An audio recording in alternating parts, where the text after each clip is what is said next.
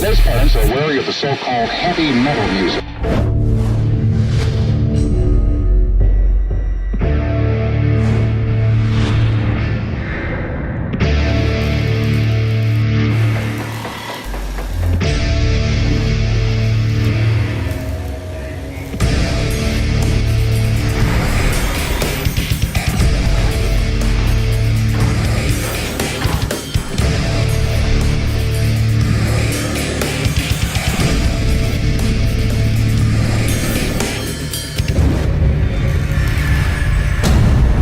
Salut à tous, Metal Excess, c'est l'essentiel de l'actualité métal et dérivé en quelques minutes, le tout en images, en musique et en interview. Metal Excess est une exclusivité Refix by Crédit Mutuel, la plateforme de toutes les musiques, tous les talents en partenariat avec Artforce. C'est parti! 2 ans et demi, c'est le temps qu'il aura fallu attendre depuis son annonce avant de voir arriver en France la tournée événement The Worlds Collide Tour. 2 mondes qui se sont unis sur la scène de l'Accor Arena, celui des Néerlandais Within Temptation et celui des Américains EVANESCENCE. 2 formations réputées pour leurs incroyables chanteuses, respectivement Sharon et Adel et Emily. Elles ne se connaissaient pas avant que germe ce projet, maintes fois retardé par la crise sanitaire mondiale, mais aujourd'hui, cette rencontre paraît une évidence. Sharon nous a fait l'amitié de recevoir l'équipe de Metal Excess quelques heures avant d'endosser son rôle de tête d'affiche de la date parisienne.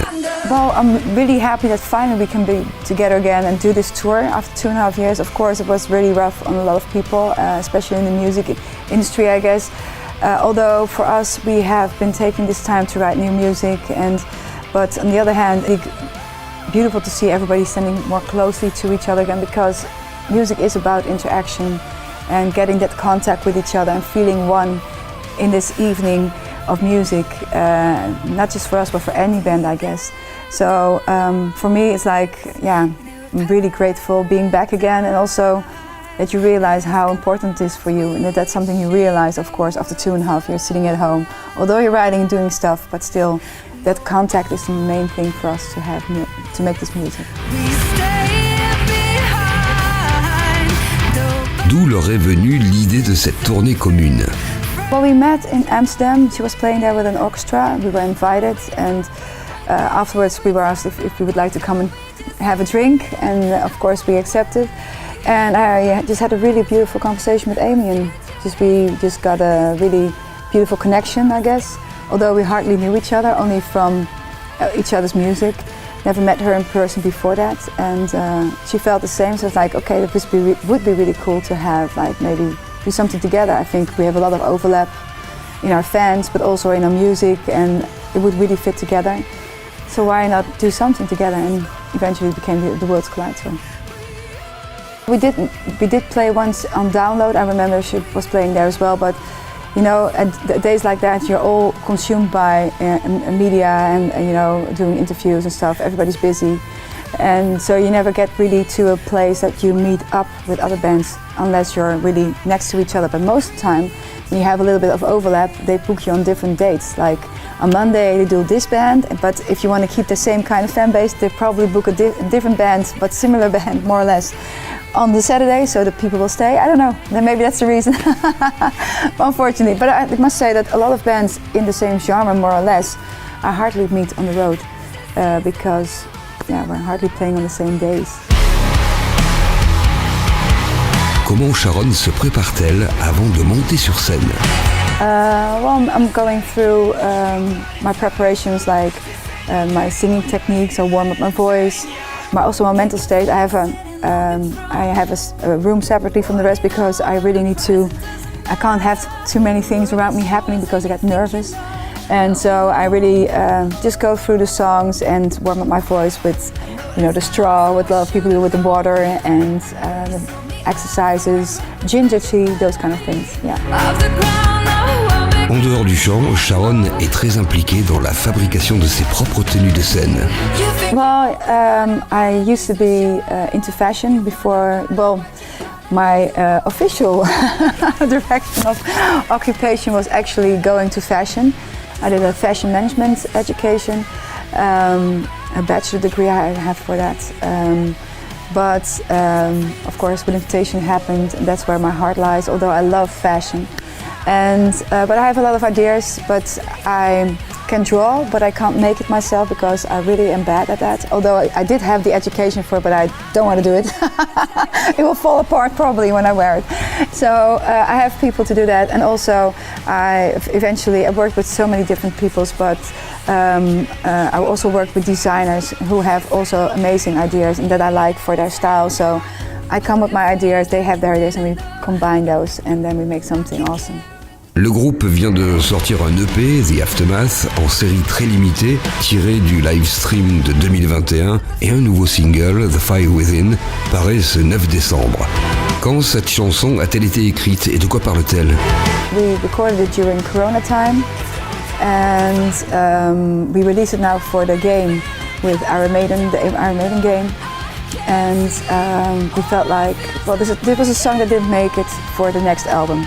So we like the song, but it has a different kind of vibe to it, and it's about keeping things real. So the fire within, the thing that drives you, the thing that you are that you value most.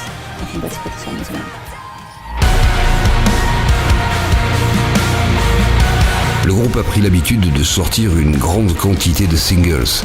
Est-ce une tendance qui va s'intensifier au moment de sortir le prochain album? The reason that we wanted to do it was actually a pre-Corona idea actually. And then Corona happened, and it felt like even a better idea because we want to keep everybody busy. You know, the band, we wanted to have the band doing something positive for themselves and for us as well, and the fans as well, to give them something during this very boring time at home, to look forward to something. And but also afterwards, this is something that we already decided before Corona, like I said, but more especially because we feel like you have more attention from media also, because a lot of times when you bring out an album, you release an album, it's like 2 singles and then nobody talks about the album anymore because they don't find it interesting anymore. Now they have to cover every single. But they don't always, but you see different media jumping on and off on different singles, and that's good, I think. And you have, as a band, a longer lifespan with the album. So for us it was a very, good choice. En tournée, Within Temptation change fréquemment de setlist, avec de nouveaux singles tout en gardant des titres de plus de 20 ans comme Mother Earth par exemple. Comment le groupe parvient-il à équilibrer ce choix? For me, the most important thing is the vibe of the songs, that you have like a flow, like a heavy song and then a little bit more angelic song again, and then a little bit more, you know, the rhythms are very important for me, so that a certain flow stays and the people are, that doesn't stop somehow, so it must be a natural rhythm flow. So that's the most important thing, and I think I don't want to give every time the same show, so keep everybody, you know, on the tips of the toes to be, like what song is that? And then if it comes every night the same set, it becomes too easy, or maybe you fall asleep a bit. So, you know, you don't want to have that as a band. You know, you want to keep everybody sharp, and they like it also when we change a little bit, because it's more interesting for us to play it like that. But for us, it is also important that we do play certain songs that people would like to hear. But we do change. We have so many back catalogue nowadays, so it's nice to throw it around a bit. Emily a interprété un duo avec Lizzie Hale de Hellstorm. Peut-on imaginer que cela se produise avec Sharon, prolongeant leur collaboration au-delà des titres The Reckoning et Use My Voice qu'elles font ensemble live sur cette tournée? Maybe. I'm not sure. It depends a little bit. If we find the right song that we both like, maybe, and who knows? I can't decide that for both of us, but I'm always open for those kind of things. It's just a lovely person, and I think she has a very good music taste, so who knows? Pour en revenir au live, Sharon se souvient-elle du premier concert auquel elle est assistée? Yes, I know. I went to Bruce Springsteen, The Tunnel of Love, and I was like 84, so I think 84 or 88, I'm not sure. So I was either 10 years old or 14 years old. It was my first concert with my dad.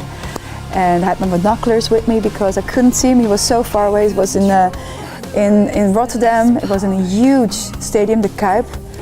Huge stadium. So I really had my binoculars. Otherwise, I couldn't even see him. although they had side screens and stuff like that. And it was the most magical thing.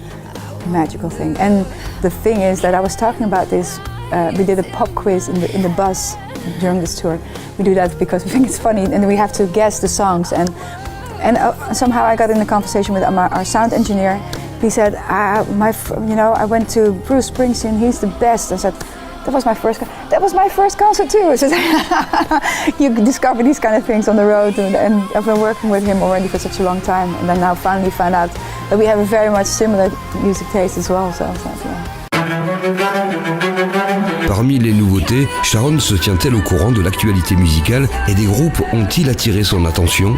I like a band called EVANESCENce, and there is, of course, NSOK, which is from Germany. We did a duet with them. More this metalcore kind of band. I'm a really huge fan from someone everybody already knows. It's Nothing But Thieves. I love them to death. So there's a lot of bands that I like, and it can be very metal, but it can also be a little bit more contemporary pop kind of thing. It just needs to be a good song. So and I'm just going through those streaming lists all the time, trying to find new stuff that can inspire, and love it.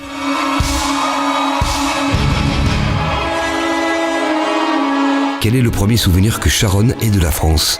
First memories with France, well that's, I've been to France many times, also when I was a kid, but I think the thing that stayed with me was the first Mother Earth tour that we did.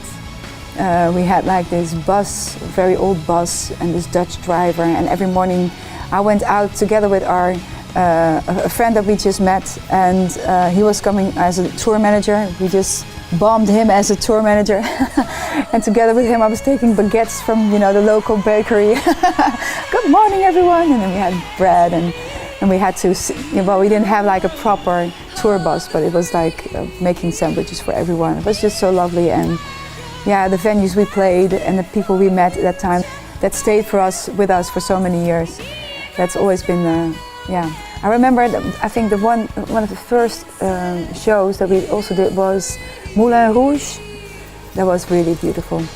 And it was a crazy tour as well, because I remember that our guitarist got sick and we had to play without him because he had done something really stupid. Anyway, I can't go into details about that.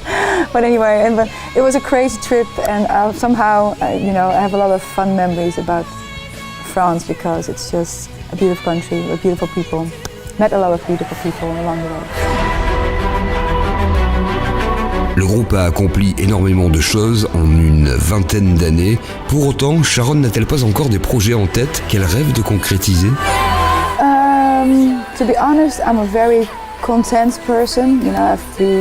We were a hobby band when we started, ending up in a place like this tonight.